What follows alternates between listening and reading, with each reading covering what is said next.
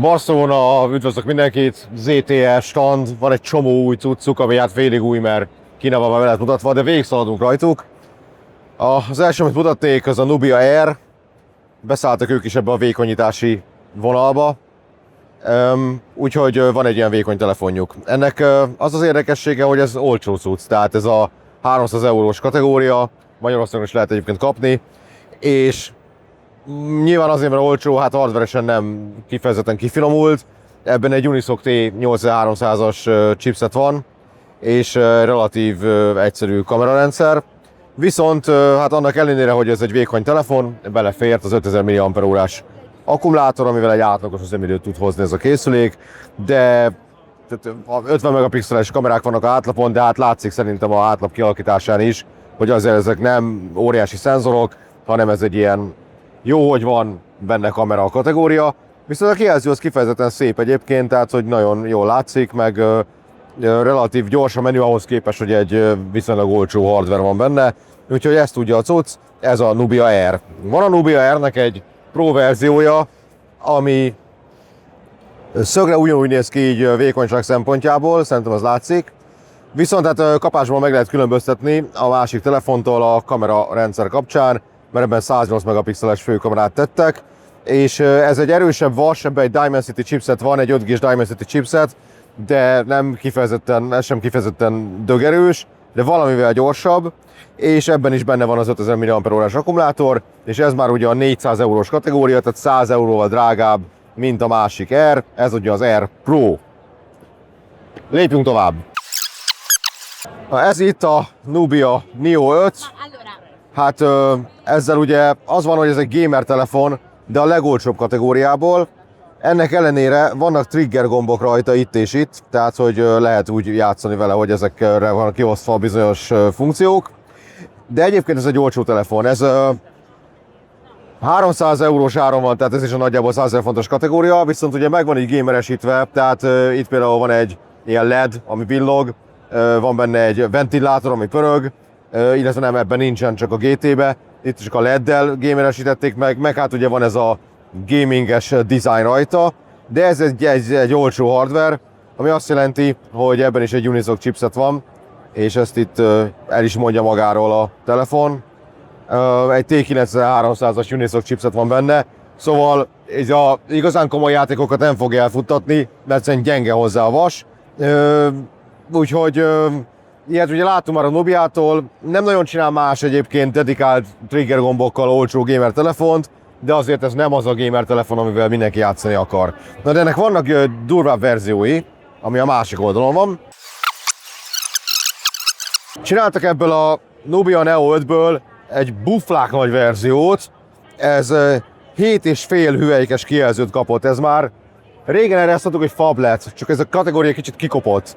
De ez egy óriási kijelzővel rendelkező cucc, ami hát azért érdekes, mert ugye ezen is van RGB LED, de azért érdekes, meg ugye megvannak a trigger gombok is oldalt, mert egyébként, ha már ekkora a nagy disznó lett a telefon, benne van egy 7000 mAh akkumulátor, ami hát elég sokáig fogja bírni, de hardveresen ez sem egy óriási eresztés, tehát ez is a 300-350 eurós kategória, viszont nyilván az van, hogy akinek kell a nagy kijelző, annak nagyon más lehetősége nincsen, tehát ez egy ilyen szempontból különleges termék. De ebben egy Dimensity 7080 van, ami azért egy nagyon belépő szintű 5G chip, tehát hiába mondják azt is, hogy ez is játékra van, azért a nagy teljesítményű, vagy rendszerigényű, vagy erőforrásigényű játékokat ez sem fogja elfuttatni. Ami talán egy picit jobb az egészben, az a GT, most oda átverekedjük magunkat. Na, és akkor itt van a Nubia Neo 5 GT, ami ugye ennek a szériának a csúcsa kvázi. Az abból is látszik, hogy van rajta ventilátor, tehát itt van egy belépő, meg egy kilépő nyílás a másik oldalon. Ez a kis kék szar, ez a ventilátor benne, ez 2 fokozatban tud pörögni, és ezen is rajta van ez az RGB LED. Ez már 400 euróba kerül ez a termék, és egy picivel erősebb, mint az eddigiek, tehát egy fokkal jobban alkalmas arra, hogy komolyabb játékot játszunk rajta. Ez sem egy vérbeli gamer telefon, ebben egy MediaTek Dimensity 7400 van, tehát ez egy meglehetősen középkategóriás chipset, viszont azért az ilyen átlag játékokat el fogja tudni futtatni, és ugye a trigger gomboknak hála egy kicsit jobb játékélményt nyújt, mint a többi hasonló cucc, és ebben már beleraktak egy 6210 mAh akkumulátort, ami relatív korrektnek mondható ebben a méretben, hiszen 144 Hz-es AMOLED kijelzőt kapott, és hát alapvetően mondhatnám azt, hogy ez egy ilyen budget gamer telefon, ez már nem gáz, tehát hogy ez az a hardware, amivel el lehet létezni, tehát ilyen AAA játékokat ezzel sem fogsz játszani okvetlenül, de a középszintű játékokat még vidáman el tud futtatni. Na, lépjünk tovább, mert jönnek az igazán érdekes dolgok.